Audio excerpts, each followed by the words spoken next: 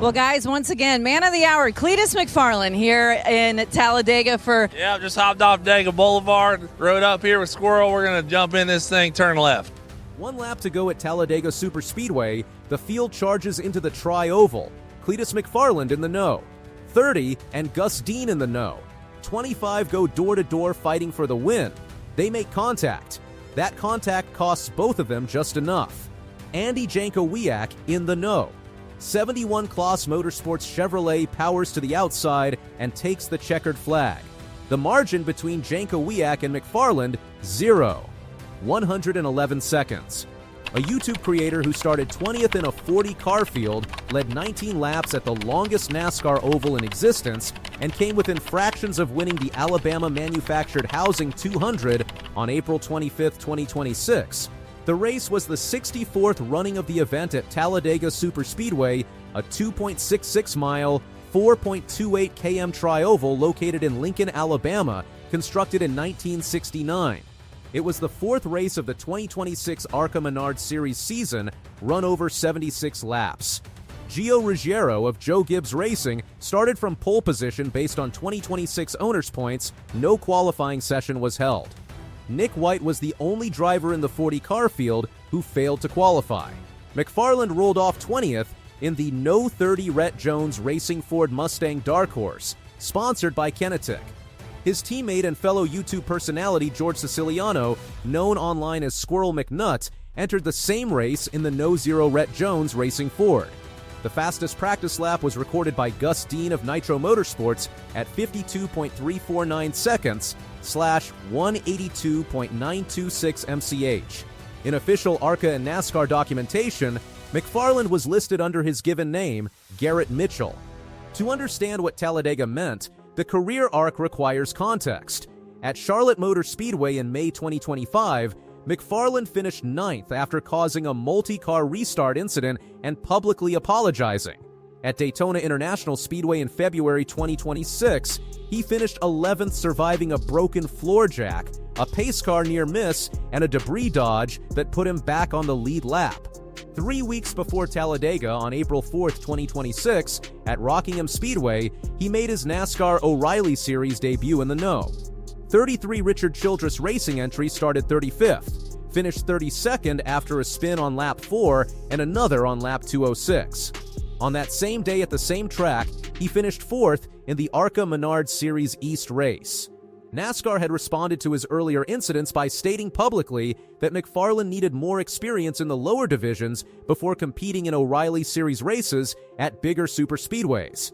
Talladega was the biggest stage available to him in ARCA and the most important race of his career. The green flag dropped and the No 30 moved immediately.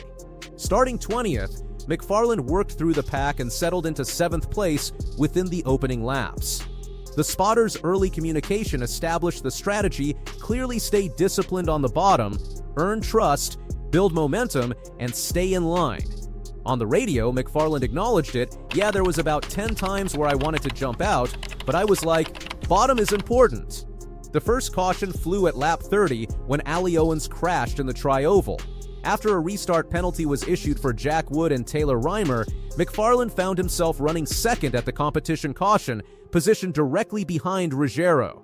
During the break, the Rette Jones Racing crew walked him through restart mechanics, restart zone rules, and what a run at the lead would require. His response on the radio was immediate: "I love nothing better than a good old drag race." The team executed a clean pit stop, 4 fresh tires, fuel, and a tape adjustment to the grille, and sent him back to the track in position. On the restart that followed, McFarland went door-to-door with Ruggiero in the battle for the lead. With a push from Daniel Dye, the no. 30 surged ahead and McFarland led an ARCA Menards Series lap for the first time in his career.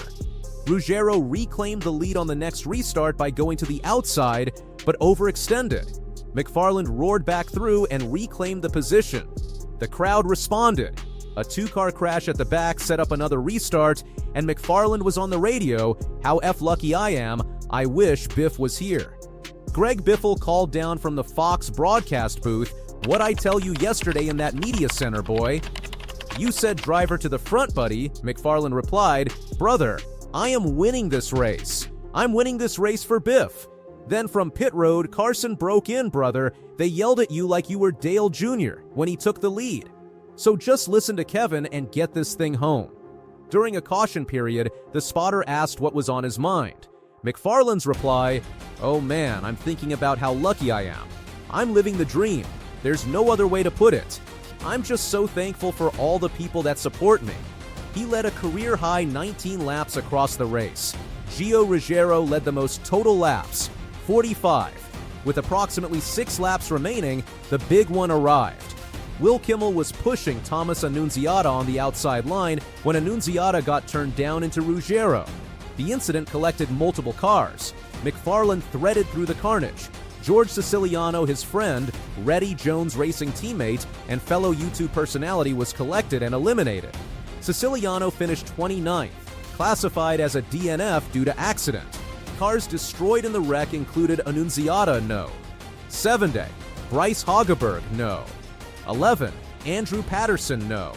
Once, Bobby Dale Earnhardt, no. 89, and Ryan Huff, no. 36. The red flag was displayed. On hearing Siciliano was out of his car and walking, McFarland simply responded, "My dog." Hell yeah. When the red flag was lifted, the race was reduced to a one-lap shootout. McFarland restarted 4th, behind Isabella Robusto, Ruggiero airing nose mammal, and Will Kimmel also with nose mammal. 1 lap. Robusto led. Kimmel briefly took the lead before falling back. McFarland and Dean split through the field together side by side, exiting the final corner, fighting for the win. They made door-to-door contact. That contact slowed both just enough. Andy Jankowiak in the no. 71 came to the outside and took the checkered flag. Final results: first Andy Jankowiak, no. 71 second Garrett Mitchell commickering, no 30,111 seconds. Third Gus Dean, no 25,104 fan seconds.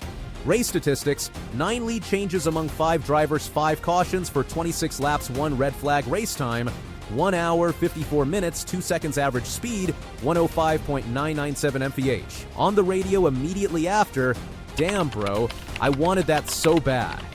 Hey, second place though, the crew's response: "That's not bad. Not bad at all. Great job, Kevin. Great job, Mark. Great job, team." Andy Jankowiak driving the no.